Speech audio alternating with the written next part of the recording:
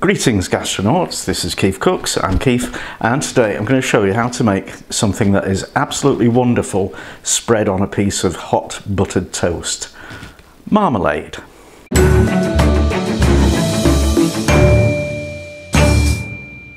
So marmalade goes back centuries, but these days it's in a bit of a decline despite the efforts of Paddington Bear, the fictional character whose favourite thing is marmalade sandwich.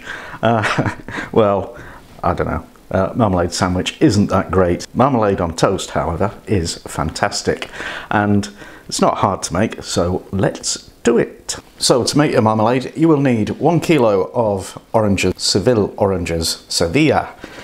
Naranjas de Sevilla are the best ones, and 1 lemon. And you want the same weight of sugar as you have oranges, so I've got 1 kilo of, actually this is jam sugar, which contains pectin, which is the magic chemical that makes it set properly. So cheating a bit, but who cares. And you want 1.5 litres of water, so that's basically 1.5 times the weight volume of oranges. And you also want a little piece of cheesecloth for a secret purpose that I will explain later. So first thing to do is give your fruit a good wash and then chop them in half.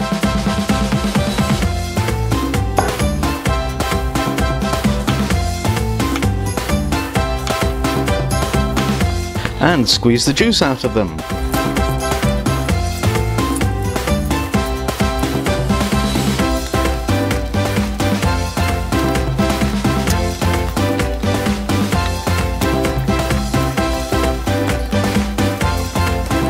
And then just get all the pulp and pith separated, and pips if there are any, but these seem to not have pips, so I'll forget about that. But keep them if you have them, because they've got pectin in them.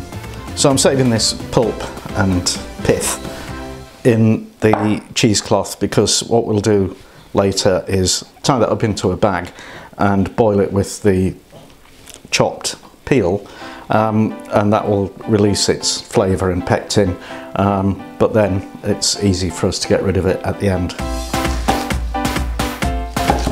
Now we need to chop the peel into short, narrow strips. Remember to keep your fingertips tucked in.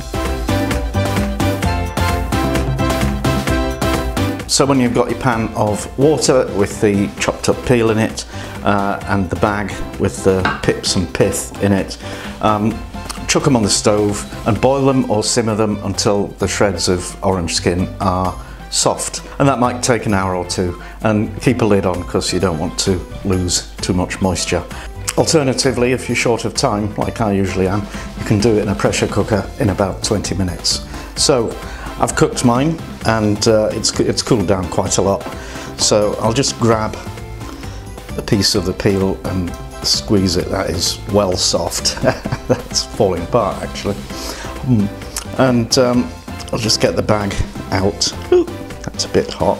And you just want to pop that in the fridge until it's cool enough to handle comfortably. Right, that's nice and cold. So what we need to do now is add the sugar to this.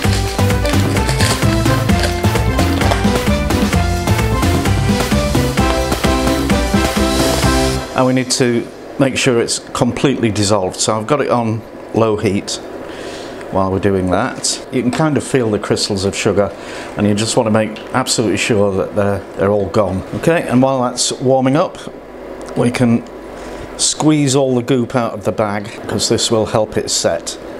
Oh yeah, I think we're going to have a super set anyway, because we're using jam sugar, which has pectin added. Right. Ah dear, we've sprung a leak.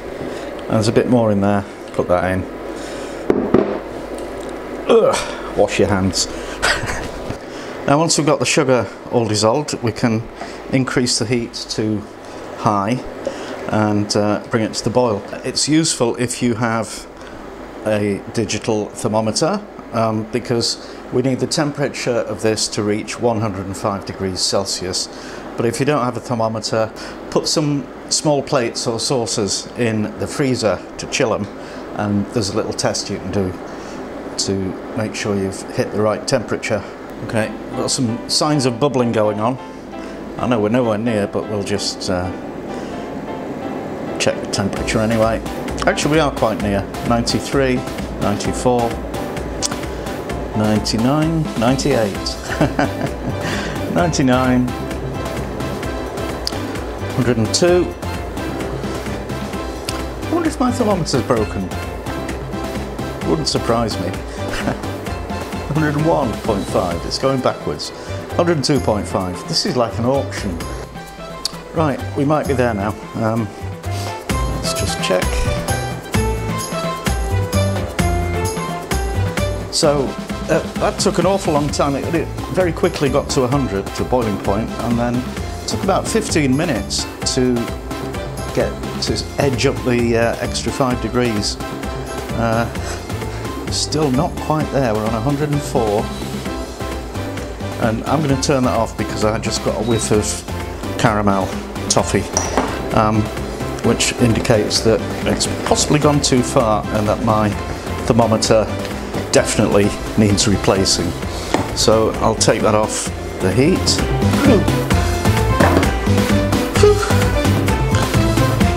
And I've got another little plate, so I'll just take some of the liquid and pop it on there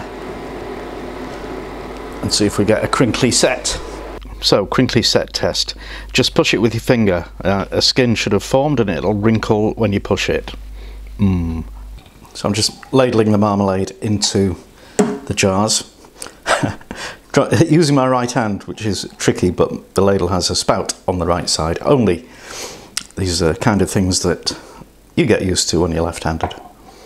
So slam that in the fridge and keep your fingers crossed for a decent gel. It's the next day and my marmalade has set. It's set pretty solid actually, and you know, as I thought, it's a little bit dark, but I've had a sneaky taste and it's wonderful. So let's have a bit of toast and then we'll do the taste test. And I'm sorry, but Lady Marmalade is working late this evening, so she won't be joining us. Ho hum. Come on. You know what they don't say? Watch toast never browns. Right. Lots of real butter and lots of fabulous homemade marmalade. Oh yeah. I used to hate this stuff when I was a kid, but now I love it.